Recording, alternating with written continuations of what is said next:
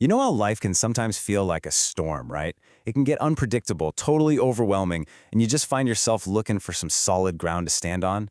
Well, today, we're diving into a really powerful idea that speaks right to that feeling, a kind of hope that's described as an anchor for the soul. So let me just ask you straight up. Does this sound familiar? That feeling of being discouraged by what's happening right now? Or maybe a little bit anxious about what's coming around the corner? It's a completely human feeling, and it's exactly what we're going to tackle. Okay, let's get into it. We throw the word hope around all the time, don't we? Like, man, I hope my team wins, or I really hope I get that promotion. And when we say it like that, it's pretty flimsy. It's a desire for sure, but there's absolutely no guarantee. It's basically just wishful thinking. Now this is where things get really interesting. Look at the difference here.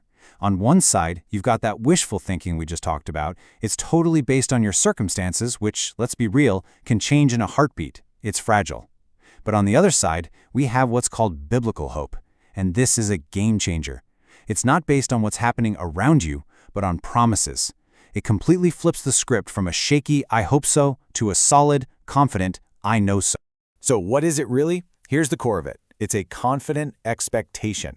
Let's just pause on those two words, confident, expectation. That is worlds away from just crossing your fingers. It's a firm belief, a certainty about the future, because it's tied to something much bigger, the promises and the very character of God. And here it is. This is the central picture for the whole idea. An anchor. I mean, think about it. What does an anchor actually do? It doesn't make the storm disappear. The waves are still huge, the wind is still howling, but it holds that ship steady and keeps it from getting smashed against the rocks. And that's exactly what this kind of hope is said to do for us, on the inside, for our souls. It's meant to be that firm, secure thing when everything else feels like it's falling apart. Okay, that's a pretty big claim, isn't it? A hope that's truly firm and secure. So you have to ask, why? What makes this anchor so reliable?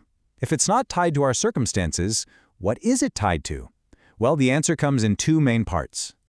So, here's the first part of the foundation. It's this belief that our lives aren't just a series of random events.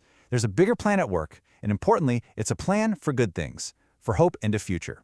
The confidence isn't in our own ability to get everything right, but in a purpose that's already there. And the second piece of the foundation is God's character itself. This passage really drives home the idea of consistency, of reliability. It's saying that God's love and faithfulness aren't like a mood that comes and goes. They are constant. They're dependable. They show up new every morning. And that unwavering character is the bedrock this hope is built on. Now, this is so important to get.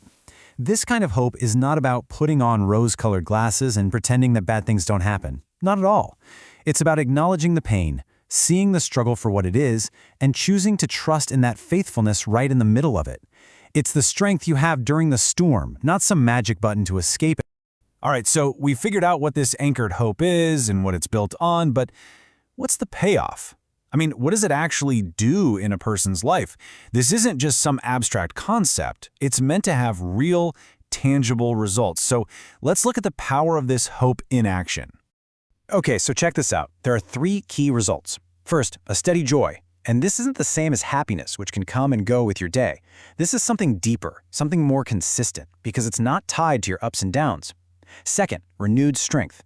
That's the anchor doing its job, right? Giving you the power to just keep going, to persevere. And third, a secure future. It's about trading that constant what-if anxiety for a quiet even-if confidence. So if we boil it all down, this hope does three things. It anchors you when life gets shaky. It holds you fast. It also lifts your eyes. It helps you look up from the waves crashing at your feet and see the horizon. And maybe the biggest claim of all, because it's not based on you or your situation, but on the unchanging character of God, it's a hope that will not disappoint. And so we're going to leave you with this final question to chew on. Because storms are going to come. That's just a guarantee in life. When things get shaky, when you feel uncertain, what is it that holds you steady? Where is your anchor?